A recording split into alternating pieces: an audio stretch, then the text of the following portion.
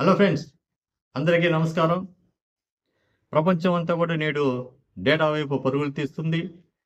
పూర్వకాలంలో కౌటిల్యుల దగ్గర నుంచి ఆధునిక కాలంలో మహల్నోబిస్ వరకు దేశం ఎదుర్కొంటున్నటువంటి ఆర్థిక రుగ్మతలను తొలగించడంలో గణాంక శాస్త్రవేత్తల పాత్ర కీలకమైంది.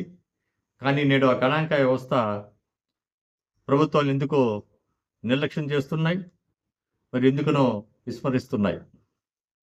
గొప్ప భారతీయ గణాంక శాస్త్రవేత్త, గణాంక పితామహుడు పిసి మహల్నోబిస్ జన్మదినం సందర్భంగా జరుపుకుంటున్నటువంటి నేషనల్ స్టాటిస్టికల్ డే జూన్ 29 సందర్భంగా ఈ విషయాల గురించి మనం క్షుణ్ణంగా లోతుగా పరిశీలిద్దాం. గణాంకుడు అంటే కేవలం లెక్కలు రాసేవాడు కాదు, లెక్కలు వేసేవాడు కాదు. గణాంకుడు అంటే ఒక సామాజిక వైద్యుడు. Statistician is a social doctor. ఈ మాట ఎందుకు అంటున్నానంటే, మానవ దేహానికి జబ్బు చేస్తే టెస్టింగ్కి ల్యాబొరేటరీకి వెళ్తాం, వైద్యానికి డాక్టర్ దగ్గరికి వెళ్తాం. మరి ఈ దేశానికి జబ్బు చేస్తే, ఈ వ్యవస్థకు జబ్బు చేస్తే, మరి దేశానికి జబ్బు చేయటం ఏమిటి అని మీరు అనుకోవచ్చు. ఈ దేశం ఎదుర్కొంటున్నటువంటి అనేక రుగ్మతలు అంటే నిరుద్యోగం, అధిక ధరలు, అధిక జనాభా, ద్రవ్యోల్బణం, అవిద్య, పేదరికం లాంటి అనేకమైనటువంటి ఈ రుగ్మతల్ని తొలగించాలంటే ఖచ్చితంగా ఒక గణాంక నిపుణుడు సరైన పరిష్కారాన్ని చూపగలుగుతాడు. గణాంక వ్యవస్థే సరైనటువంటి పరిష్కారం చూపగలుగుతుంది. దీన్ని మనం స్వాతంత్రం తర్వాత మనం గమనిస్తే అర్థమవుతా ఉంది. అందుకనే 1956లో అప్పటి ప్రధానమంత్రి జవహర్లాల్ నెహ్రూ గారు గణాంక శాస్త్రవేత్త అయినటువంటి మహల్నోబిస్కి రెండో ప్రణాళికని రూపొందించాలని కోరగా, ఈ మహల్నోబిస్ రూపొందించినటువంటి నమూనా ప్రకారమే రెండో ప్రణాళిక ఏర్పడటం, భారీ పరిశ్రమలు కానీ, అదేవిధంగా పారిశ్రామీకరణగా ఎంతో ప్రగతి సాధించడం కూడా జరిగింది. వారి సూచనల మేరకే దేశంలో ఉన్నటువంటి అన్ని శాఖల్లో కూడా గణాంక నిపుణుని నియమించేటువంటి విధానాన్ని కూడా అప్పుడే ప్రవేశపెట్టడం జరిగింది. మరి నేడు ఆధునిక యుగంలోకి మనం వస్తే కేంద్ర ప్రభుత్వం అనేది మాస్పీ ఏర్పాటు చేసింది. మాస్పీ అంటే ministry of statistics and programme implementation. అదేవిధంగా నీతి ఆయోగ్ ఉంది. అటువంటి సంస్థల ద్వారా కార్యకలాపాలన్నింటిని కూడా ఆర్థిక పరంగా పర్యవేక్షించడం జరుగుతుంది. ఇక రాష్ట్రాలకి విషయానికి వస్తే ఒక్కొక్క రాష్ట్రంలో ఒక విధానం ఉంది. మన రాష్ట్రానికి వస్తే ప్రణాళిక శాఖ కార్యకలాపాలన్నింటిని కూడా రూపొందిస్తుంది. ప్రభుత్వ సంక్షేమ అభివృద్ధి పథకాలన్నింటిని కూడా తయారు చేస్తుంది రాష్ట్ర స్థాయిలో. కానీ క్షేత్ర స్థాయిలో పర్యవేక్షణ మాత్రము గణాంక శాఖది కాదు. అక్కడ ఇతర అధికారులు దాన్ని పర్యవేక్షిస్తున్నారు.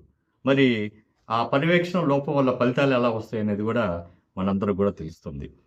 ఒక 7 దశాబ్దాల కాలంలో గణాంక శాఖకు సంబంధించినటువంటి ప్రణాళిక శాఖ వాళ్ళు రూపొందించినటువంటి పథకాలు కానీ ప్రత్యక్షంగా పరోక్షంగా ఏం చేశారు అనేటువంటి విషయాన్ని ఒకసారి మనం గమనిస్తే, ఆ శాఖ ద్వారా కూడా 1952లో సామాజిక అభివృద్ధి పథకం లాంటి పేదరికమైన నిర్మూలన పథకాలు అనేకం వెలుగులోకి వచ్చాయి. అదేవిధంగా గ్రామీణ ప్రాంత అభివృద్ధికి డిఆర్డిఏ, అదేవిధంగా ఐఆర్డిపి, పావర్టీని తొలగించాలని ఐఆర్డిపి, 20 పాయింట్ ప్రోగ్రాం, ఇవన్నీ కూడా ప్రణాళిక శాఖ ఆధ్వర్యంలోనే ఇక్కడ మనం నిర్వహించుకోవడం జరిగింది. ఇక రాష్ట్రానికి వస్తే కాన్స్టిట్యుయెన్సీ డెవలప్మెంట్ ప్రోగ్రాం, జన్మభూమి, ప్రజలోద్దక పాలన, శ్రమదానం, నవరత్నాలు, ఇలా ప్రతి కార్యక్రమం కూడా ప్రణాళిక శాఖే రూపొందించడం, అమలు చేయటం కూడా జరుగుతుంది. సరే, నేటి భారతానికి వస్తే కేంద్ర ప్రభుత్వం వికసిత భారత్ అనేది లక్ష్య సాధనగా చేసుకుంటే, మన రాష్ట్రంలో గౌరవ ముఖ్యమంత్రి గారు ఆంధ్రప్రదేశ్ 2047 అని చెప్పి 2047 మనకి స్వర్ణ ఆంధ్రప్రదేశ్ అని చెప్పి మనం చెప్పుకోవడం జరిగింది. ఆ సాధన దిశగా కూడా ప్రయత్నాలు మొదలుపెట్టారు. అందులో ఒక 10 అంశాలను కూడా కీలకంగా చేసి 10 సూత్రాలను కూడా వారు తెలియజేయటం జరిగింది. దాంట్లో మనం మొదటగా చెప్పుకోవాల్సి వస్తే zero poverty, skilling and employment, population management and human resources development, అదేవిధంగా వాటర్ సెక్యూరిటీ, తర్వాత స్వచ్ఛాంధ్ర లాంటి అనేక పథకాలు దీని ఉన్నాయి. ఈ స్వర్ణ భారత్ 2047ని అమలు చేసే దానికోసంగా కొన్ని కార్యక్రమాలని రూపొందించారు. వాటిలో వచ్చేసి సివిఏపి అంటే constituency vision action plan. Constituency vision action plan కింద కొన్ని సూత్రాల్ని నియమించి 175 కాన్స్టిట్యున్సీలు కూడా ఆఫీసులు ఏర్పాటు చేసి ఒక టెక్నికల్ అసిస్టెంట్ని డైరెక్ట్ రిక్రూట్మెంట్ ద్వారా తీసుకుని వారికి సహకారంగా సచివాలయ సిబ్బందితో ఏర్పాటు చేసి చేయడం జరిగింది. మరి ఈ పథకాన్ని రూపొందించింది కానీ, విధి విధానాలని చేసింది కానీ, పర్యవేక్షణ కానీ రాష్ట్ర స్థాయిలో చేసి తెలికే ప్రణాళిక శాఖ, ప్లానింగ్ డిపార్ట్మెంట్. మరి పర్యవేక్షణ మాత్రము గణాంక శాఖ కాదు, గణాంకులు కాదు, మరి ఎవరు? ఇతర శాఖ వారు. మరి వారికి ఉన్నటువంటి ఎండిఓ కానీ, ఎంఆర్ఓ కానీ అప్పచెప్తే వాళ్ళ మండలంలో పెద్ద అధికారులు, వివిధ బాధ్యతలు వాళ్ళకు ఉన్నాయి. అందువల్ల వాళ్ళు ఉన్నటువంటి పని ఒత్తిడిలో దీని మీద దృష్టి జరిపి పర్యవేక్షణ సక్రమంగా చేయలేకపోవటం కూడా జరుగుతుంది అనేది వాస్తవం. అదేవిధంగా ఇంకా దీనికి సంబంధించి ఇన్ఫ్రాస్ట్రక్చర్ ఇచ్చారు.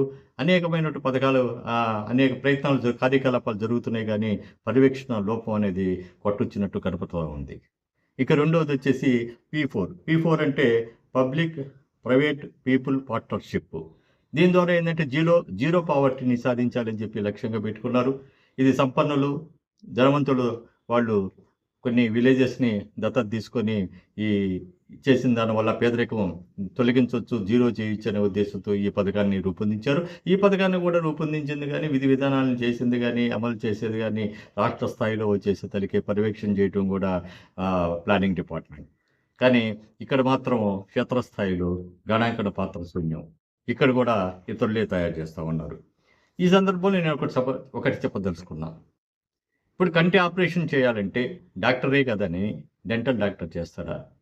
ఒక ప్రాజెక్టుని నిర్మించాలంటే డాక్టర్ చేయగలుగుతాడా? ఒక మనిషికి జబ్బు చేస్తే నయం చేయాలంటే ఇంజనీర్ చేయగలుగుతాడా? మరి ఆర్థిక అంశాలతో ముడిపడి ఉన్నప్పుడు ఆర్థిక విషయాల మీద పరిజ్ఞానం ఉండి దాన్ని విశ్లేషించడం కానీ, దాన్ని సూపర్విజన్ చేయటం కానీ, ఆ సేకరణ కానీ అనేక విషయాలు తెలిసినటువంటి గణాంకుల్ని వదిలేసి వేరే వాళ్ళని నియమిస్తే దాన్ని ఫలితాలు ఎలా వస్తాయి అనేటువంటి విషయాన్ని కూడా అందరూ దృష్టిలో ఉంచుకోవాల్సినటువంటి అవసరం ఉంది.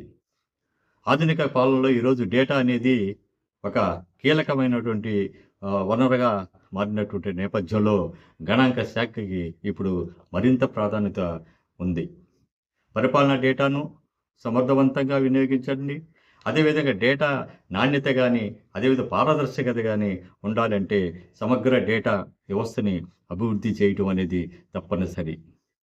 దానికోసం ప్రొఫెసర్ మహాలనోబిస్ భారత ప్రణాళిక విధానంలో గణాంకాల పాత్ర బలంగా ఉంది అని చెప్పి, గట్టిగా ఉందని చెప్పి రుజువు చేశాడు. ఫలితాలు కూడా మనకు వచ్చేసినాయి. మరి ఇలాంటి పరిస్థితుల్లో ఈ గణాంక శాఖని కానీ, గణాంకాలను కానీ విస్మరించటం ప్రభుత్వం కేవలం ప్రభుత్వమే కారణమా, లేకపోతే మరేమన్నా ఇతర కారణాలు ఉన్నాయంటే ఖచ్చితంగా ఉన్నాయి. దాంట్లో మొదటగా శాఖలో పనిచేస్తున్నటువంటి అధికారుల నిర్లక్ష్యం, అధికారులకు చిత్తశుద్ధి లేకపోవటం, అధికారులకు అంకిత భావటం లేకపోవటం, సమస్యల్ని ప్రభుత్వం దృష్టికి సకాలంలో తీసుకెళ్లలేకపోవటం, కొత్త నమూనాలను రూపొందించలేకపోవటం, శిక్షణా తరగతులను చేసుకోకపోవటం, కనీసం వాళ్ళకి రివ్యూస్ సంబంధించిన సమావేశాలను కూడా జరపకపోవటం, ఎప్పటికప్పుడు విషయాల్ని ప్రభుత్వం దృష్టి తీసుకుపోవటంలో ఈ అధికారులు ఖచ్చితంగా వాళ్ళ నిర్లక్ష్యానికి గురయ్యి అధికారుల వల్లే అటువంటివి జరుగుతూ ఉంది. అదేవిధంగా సిబ్బంది విషయానికి వస్తే సిబ్బంది కూడా వాళ్ళు చాలా కష్టపడే పరిస్థితి ఉంది. వారు సర్వీస్ కమిషన్ ద్వారా కూడా ఎన్నికయ్యారు. అయితే ఈరోజు రాష్ట్రంలో 688 మండలాలు ఉంటే 350 మండలాల్లో ఏఎస్ఓ లేడు. మరి ఈ విషయాన్ని అధికారులు ప్రభుత్వం దృష్టికి తీసుకురావాల్సినటువంటి అవసరం లేదా? అదేవిధంగా 2 దశాబ్దాల నుంచి కొత్తగా అనేక మండలాల్ని ఎస్టాబ్లిష్ చేశారు. మండలం ఏర్పడినప్పుడు క్యాడర్ సత్ ప్రకారం పోస్టులను ప్రకటిస్తారు. మరి ఆ మండలాల్లో కానీ, ఆ డివిజన్లో కానీ అన్ని పోస్టుల్ని శాంక్షన్ చేసి ఏఎస్ఓ డివైఎస్ఓల్ని పోస్టులను శాంక్షన్ చేయకపోవటం అనేది వాళ్ళని అవమానపరిచినట్లు, వాళ్ళని బాధపరిచినట్లు కాదా? ఈ విషయాన్ని 2 దశాబ్దాల నుంచి అప్పటి నుంచి ఎప్పటి వరకు నాయకులు వాళ్ళ చెప్పులు అరిగేటట్టు తిరిగి వెళ్ళినా కూడా ఫలితం లేదు అంటే ఇంక అర్థం చేసుకోండి ఎంత మానసిక వేదనకి వాళ్ళు గురి అవుతున్నారు. ఈ విధంగా ప్రభుత్వం దృష్టికి ఎప్పటికప్పుడు తీసుకోపోలేక ఇలా సమస్యలను పరిష్కరించలేక కూడా అధికారులు ఇట ఇబ్బంది పడుతూ ఉన్నారు. అదేవిధంగా ఈ సిబ్బంది కూడా అంకిత భావం అనేది ఉండాలా. హక్కుల గురించి ప్రశ్నిస్తున్నారు గానీ, బాధ్యతలను విస్మరిస్తున్నారు. ఆ బాధ్యతతో పనిచేసేటటువంటి ఆ వర్క్ కల్చర్ అనేది తగ్గుతూ వస్తా ఉంది. నేను అందరిని అనడం లేదు. ఆ కల్చర్ మాత్రం తగ్గుతూ వస్తుంది. మారుతున్న కాలాల పరిస్థితిగా మనం రుజువు చేసుకోకపోతే, మన శాఖకి సంబంధించింది గానీ ఎవరికైనా సరే దాని ఎదుగుదలకి ప్రయత్నం చేయకపోతే, ఇదేది నా వల్ల ఏముంది, నాకు ఉద్యోగం వచ్చేసింది, నేను వెళ్ళిపోతాననుకుంటే చాలా తప్పది. అందరి భవిష్యత్తు కోసం మనం కష్టపడాలా. ప్రభుత్వం దృష్టిలో మనం మంచి ఉద్యోగులుగా పేరుపడాలా. వాళ్ళు పెట్టే పథకాలకి కూడా నూతనమైనటువంటి ఈరోజు సూత్రాలను అన్వయించి అనేక సమస్యలకి గణాంక సూత్రాలే పరిష్కారం అని చెప్పి మహానుభావులు చెప్పున్నారు. ఆ విధానాన్ని వాళ్ళు ముందుకి తీసుకుపోవాల్సినటువంటి అవసరం ఉంది. మరి ఈ రాష్ట్రాన్ని ఈరోజు పరిపాలిస్తున్నటువంటి ముఖ్యమంత్రి గౌరవనీయులు చంద్రబాబు నాయుడు గారికి ఆర్థిక శాఖ అన్నా, స్టాటిస్టిక్స్ అన్నా ఎంతో ఇష్టం. ఎందుకంటే వాళ్ళు ప్రవేశపెట్టిన ప్రతి స్కీమ్‌లో వారు వచ్చినప్పుడు కూడా గణాంక శాఖకి విశిష్టమైనటువంటి ప్రాధాన్యత ఇస్తున్నాడు. అనేక పథకాలు కూడా గణాంక శాఖ ద్వారా చేస్తున్నాడు. కానీ వారి దృష్టికి ఈ అధికారులు ఈ సమస్యలను తీసుకుపోవటంలో విఫలమవుతున్నారు. వారికి తెలియజెప్పటంలో విఫలమవుతున్నారు. ఈరోజు కాన్స్టిట్యున్సీ వారీగా మీరు యాక్షన్ ప్లాన్ తయారు చేసేదానికి ఒక కార్యాలయాన్ని ఏర్పాటు చేశారు. 175 మందిని డైరెక్ట్ రిక్రూట్‌మెంట్ ద్వారా మీరు ఎంపిక చేశారు. మరి అదే కాన్స్టిట్యున్సీగా ఒక డిప్యూటీ స్టాటిస్టికల్ ఆఫీసర్‌ను, ఒక స్టాటిస్టికల్ ఆఫీసర్‌ని పెట్టి అన్నిటికీ పర్యవేక్షణగా అంటే కాన్స్టిట్యున్సీ డెవలప్‌మెంట్ ప్రోగ్రామ్ గాని, ఎంపీ ల్యాడ్స్ గానియండి, కరువుల మీద గానియండి, వాతావరణ పరిస్థితుల మీద గానివ్వండి, ఇలాంటి సర్వేల మీద గానియండి, ట్రైనింగ్ ఇచ్చే దాంట్లో గానియండి, ఒక కాన్స్టిట్యున్సీ లెవెల్ అధికారులకి శిక్షణ ఇచ్చే దాంట్లో గాని సమర్థుడైనటువంటి గణాంక శాఖ వ్యక్తుల్ని ఉపయోగించుకుంటే ఎలా ఉండేది? అంటే నేరుగా ఎన్నుకున్నటువంటి వాళ్ళ ఉద్యోగాలు తీసేయమని కాదు. వాళ్ళు 175 మందిని వాళ్ళకి ఉద్యోగం కల్పించాలంటే శాశ్వతంగా కల్పించేదానికే ఈరోజు 350 గణాంక పోస్టులు ఖాళీగా ఉన్నాయి. వాటిని పూర్తి చేస్తే 350 మంది యువత కూడా ఉద్యోగాలు వస్తాయి. అదేవిధంగా అనుభవం ఉన్నటువంటి ఈ స్టాటిస్టికల్ డిపార్ట్మెంట్ వాళ్ళని ఈ గణాంక వ్యవస్థని కానీ డెవలప్ చేస్తే, కాన్స్టిట్యున్సీ వారీగా కూడా డెవలప్ చేస్తే ప్రభుత్వానికి ఫలితం ఉంది. మనం కలలుగన్నటువంటి 2047 స్వర్ణ ఆంధ్రప్రదేశ్‌ని మనం సాధించుకోగలుగుతాం. కాబట్టి మనం ఈ స్టాటిస్టిక్స్‌కి, ఈ డేటాకి ప్రాధాన్యత ఇవ్వాలి. వాటిని అక్కడ కాన్స్టిట్యున్సీ లెవెల్‌లో వాళ్ళని ఉపయోగించుకోవాలి. సరైనటువంటి శిక్షణ ఇవ్వాలి. ఈ ఫలితాలు కూడా మనకి కరెక్ట్‌గా రావాలంటే క్షేత్రస్థాయిలో పరిశీలన చేయాలి. మనం చూస్తున్నాం ఈ మధ్య అనేక సర్వేలు జరిగినాయి. ఆర్థిక సర్వే జరిగింది. గణాంకాల పాత్ర లేదు. ఈరోజు గణాంక శాఖ లేని దాని వల్ల వచ్చినటువంటి ఫలితాలు ఏమిటో అందరికీ తెలుసు. ఆ డేటా చూసి వేల కోట్ల రూపాయలు ఖర్చు పెట్టినటువంటి ఆర్థిక సర్వే, ఆ ఫలితాలు చూసి అధికారులు పక్కున నవ్వుకొని తీసి మూలన గూట్లో పెట్టున్నారు. ఇప్పుడు కూడా తీయల. ఇటీవల జరిగినటువంటి సెన్సస్‌లో కూడా సగం మండలాల్లో ఏఎస్ఓ లేడు. మరి ఏఎస్ఓ ఉన్న మండలాల్లో ఎలా నిర్వహించబడింది? ఏఎస్ఓలు లేనటువంటి మండలాల్లో ఎలా నిర్వహించబడింది అనేది కూడా ఒకసారి ప్రభుత్వం దృష్టిలో తీసుకొని వీళ్ళకి 2047లో అక్షర క్రమంలోనే గాను అభివృద్ధిలోనూ ఆంధ్రప్రదేశ్ ఉంది అనేది తీసుకురావాలా. స్వర్ణ ఆంధ్రప్రదేశ్‌ని మనం సాధించాలంటే గణాంక వ్యవస్థకి ఊపిరిపోయాలి. గణాంక శాఖకి మెరుగుపరచాలి అని చెప్పి కోరుకుంటూ త్రిబుల్-ఏ అంటే ఆంధ్రప్రదేశ్, అమరావతి, అభివృద్ధి ఈ 3 సాధించాలంటే గణాంక వ్యవస్థకి ప్రాణం పోయాలి. వాళ్ళని ప్రోత్సహించాలి. వాళ్ళని మంచి ఉద్యోగులుగా చేసి మన ఆర్థిక రుగ్మతలను తొలగించేదానికి ప్రయత్నం చేయాలని చెప్తున్నాను. ఫ్రెండ్స్, ముఖ్యంగా గణాంక మిత్రులు ఈ వీడియోని మీ తోటి వారందరూ కూడా షేర్ చేయండి, లైక్ చేయండి.